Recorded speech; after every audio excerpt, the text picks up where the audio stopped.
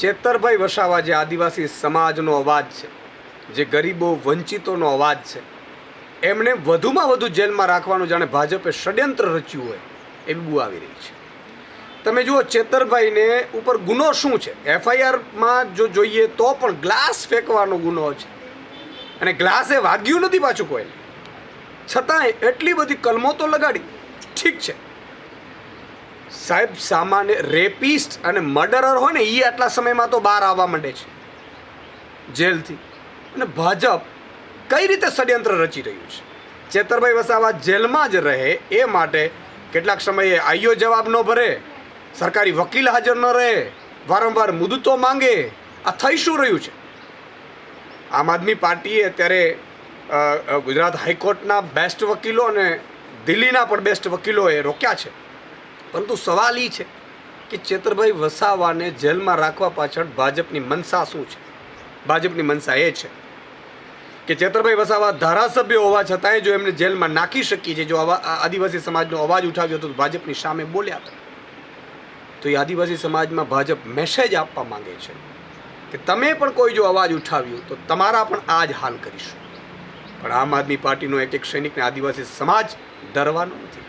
આદિવાસી સમાજ અંગ્રેજોને ભગાડી ચૂક્યો છે, અંગ્રેજોને અહીંથી ભગાડ્યા છે, તો ભાજપ પણ તમારી શું હિસ્સિયત છે? પણ સવાલ એ છે કે તમે આજે ચેતરભાઈને હજી 5-25 દિવસ વધારે જેલમાં રાખી શકશો, પણ આદિવાસી સમાજ તમને ઘરમાં નહીં ઘૂસવા દે, તમને ગામમાં નહીં ઘૂસવા દે. આ રીતે એક ધારાસભ્યને તમે એવો મેસેજ આપવા માંગો છો આદિવાસી સમાજ કે તમે કચડાયેલા રહો, ગરીબો લો, તમારો કૌભાંડ તમે બહાર પાડશો અમારા, અથવા તમે ભાજપની સામે અવાજ ઉઠાવશો, સરકારની સામે અવાજ ઉઠાવશો તો કચડી નાખીશું તમને જેલમાં નાખીને. આ વાત એક એક આદિવાસી સમાજના યુવાન સુધી પહોંચવી જોઈએ. કઈ રીતે ભાજપ ચેતરભાઈ વસાવાને જેલમાં વધારે દિવસો રહે એવું પ્લાન કરે છે? હદ થઈ ગઈ યાર. તમે જુઓ, એટેમ્પ ટુ મર્ડર કે મર્ડરવાળા કે રેપિસ્ટ હોય, બળાત્કારીઓ બહાર આવી જાય છે એટલા સમય. કેટલા સમયથી ચેતરભાઈ જેલમાં છે અને તારીખ પર તારીખ કા હાજર ન રહે, આ હાજર ન રહે. મને લાગે છે કે આદિવાસી સમાજ ભાજપને અને ભાજપની આ મનસાને, જે આદિવાસી સમાજનો અવાજ બનનાર ચેતરભાઈને જેલમાં નાખ્યું છે, એને ઓળખશે અને આગામી સમયમાં ચૂંટણીઓમાં એમને જવાબ આપશે. નમસ્કાર દોસ્તો, હું ગોપાલ ઇટાલિયા. આપણે સૌ જાણીએ છીએ કે ગુજરાતની અંદર રાજનીતિમાં ભ્રષ્ટ જુઠ્ઠી પાર્ટી એટલે કે બીજેપીએ ગુજરાતની જનતાને શોષણ કરવામાં, ડરાવવામાં, દબાવવામાં, ધમકાવવામાં અને તાનાશાહી કરવામાં કોઈ કસર છોડી નથી. પણ બીજેપી પાર્ટીની આટલી હદ સુધીની તાનાશાહી હોવા છતાંય, આટલી હદ સુધી ગુંડાઓ જેવું વર્તન હોવા છતાંય ગુજરાતના કેટલાક યુવાનો ભાજપની આંખમાં આંખ નાખીને એને લલકારે છે.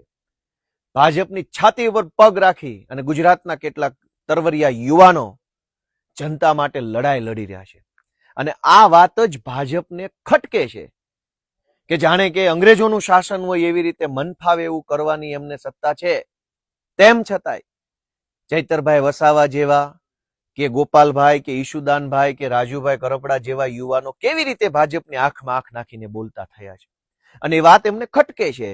એટલે અંગ્રેજોના સીધી લીટીના વારસદારો જેવા બીજેપીના સરકારમાં બેઠેલા નેતાઓ જેમ અંગ્રેજો સત્તાનો ઉપયોગ કરતા હતા, જેમ અંગ્રેજો પોલીસનો ઉપયોગ કરતા હતા, જેમ અંગ્રેજો જેલનો ઉપયોગ કરતા હતા, એવી જ રીતે આ અંગ્રેજોના સીધી લીટીના વારસદાર બીજેપીના નેતાઓ જેલ, પોલીસ અને દંડાનો દુરુપયોગ કરી રહ્યા છે.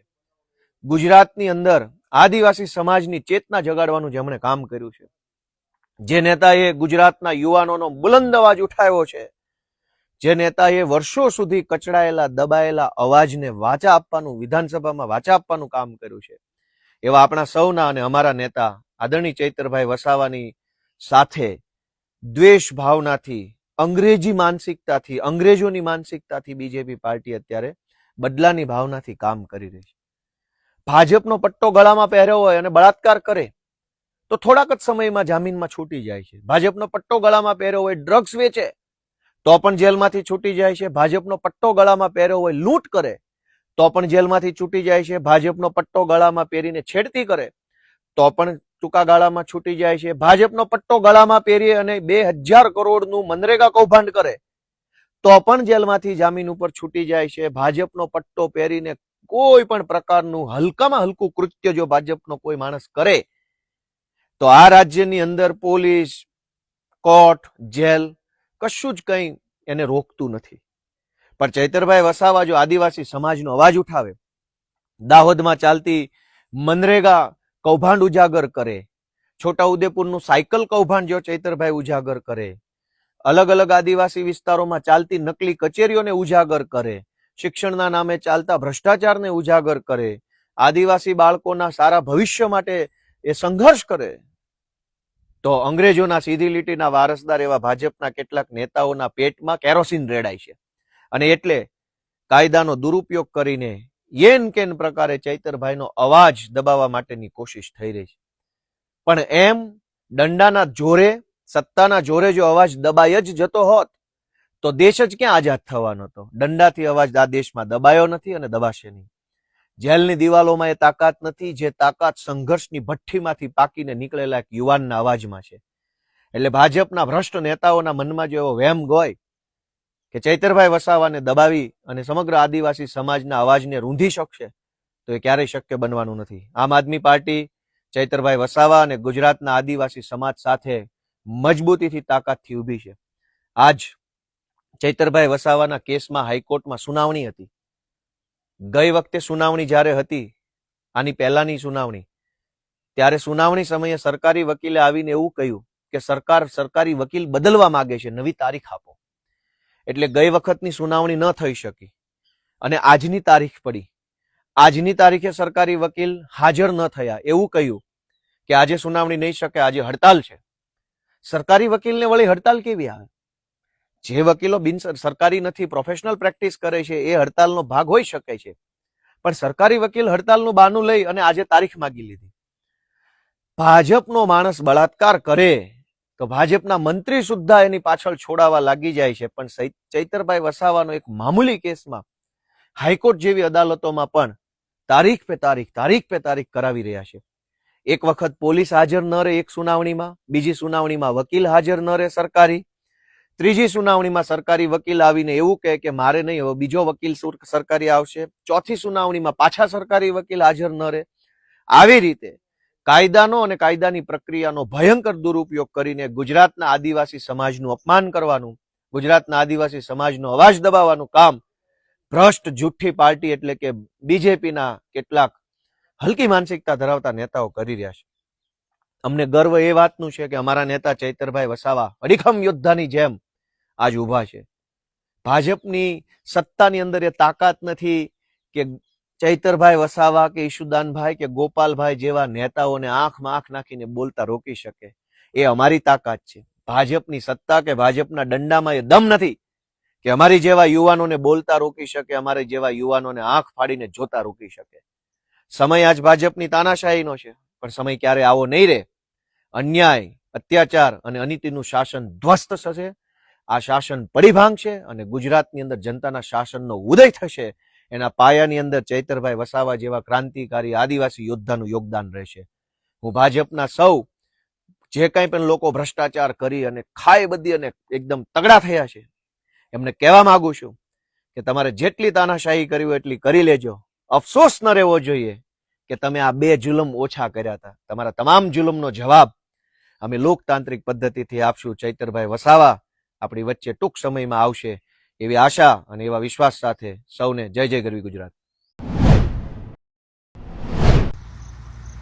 નમસ્કાર.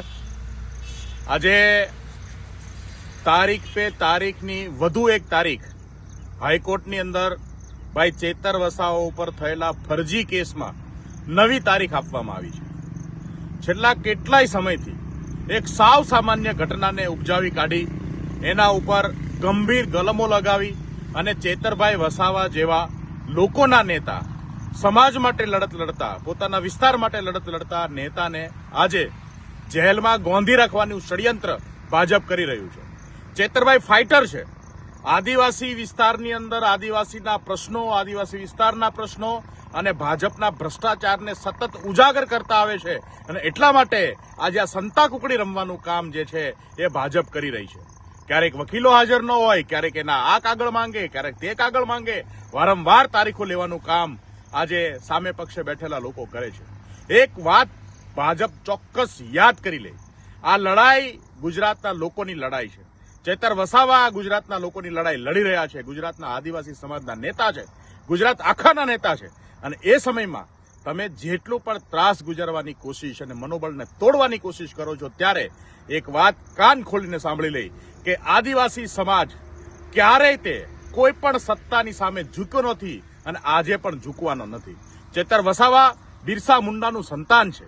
બિરસા મુંડા અંગ્રેજોની સામે નહોતા ઝૂક્યા, ત્યારે ચેતર વસાવા જે છે એ તમારા આ કાળા અંગ્રેજો, તમારા આ કાયદાઓ, તમારી આ તમામ પ્રકારના અત્યાચારોની સામે ઝૂકવાના નથી. આમ આદમી પાર્ટી અને ચેતર વસાવાની સાથે સમગ્ર ગુજરાત આજે એક સાથે ઊભું છે અને આગામી દિવસોની અંદર આ ભારતીય જનતા પાર્ટીની તાનાશાહીને, આ કાયદાના દુરુપયોગને આમ આદમી પાર્ટી ઉખાડીને ફેંકવાનું કામ કરશે. ચેતરભાઈ વસાવા આજે ગુજરાતની અંદર આશાનું કિરણ છે અને સમગ્ર ગુજરાત એક સાથે ચેતર વસાવા સાથે ઊભું છે. જય હિન્દ, જય ભારત. નમસ્કાર. આજે ભારતીય જનતા પાર્ટી દ્વારા બંધારણીય હકો ઉપર તરાપ મારવામાં આવી રહી છે. આજે ભારતીય જનતા પાર્ટીના રાજમાં ગુજરાતની જનતા માટે અવાજ ઉપાડવો એ ગુનો છે. ગુજરાતની જનતા ઉપર થતા અત્યાચાર અને અન્યાય સામે અવાજ ઉપાડવો એ ગુનો છે.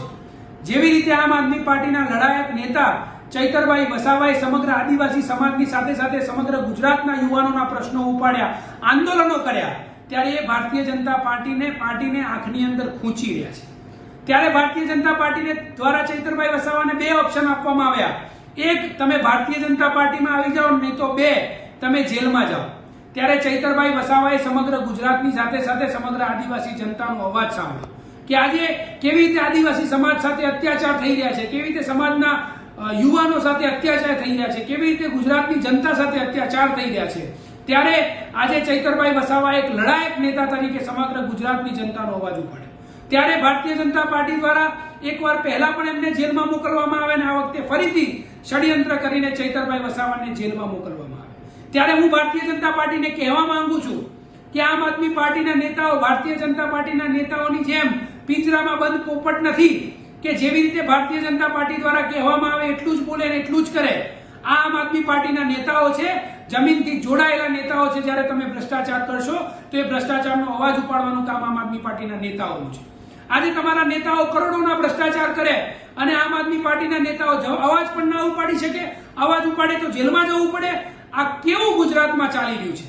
ત્યારે આજે અમે આમ ભારતીય જનતા પાર્ટીને કહેવા માંગીએ છીએ કે અમને ન્યાયતંત્ર પર પૂરો ભરોસો છે અને અમને વિશ્વાસ છે કે આગામી સમયમાં ચૈતરભાઈ વસાવા જેલમાંથી બહાર આવશે અને ફરીથી સમગ્ર ગુજરાતની સાથે સાથે સમગ્ર આદિવાસી સમાજનો અવાજ બનશે, સમગ્ર ગુજરાતનો અવાજ બનશે, સમગ્ર યુવાનોનો અવાજ બનશે અને ડબલ મહેનતથી, ડબલ જોરથી આજે ચૈતરભાઈ વસાવા જેલની બહાર આવશે અને લડાયક મોડમાં કામ કરશે. જય જય ગરવી ગુજરાત, જય હિન્દ.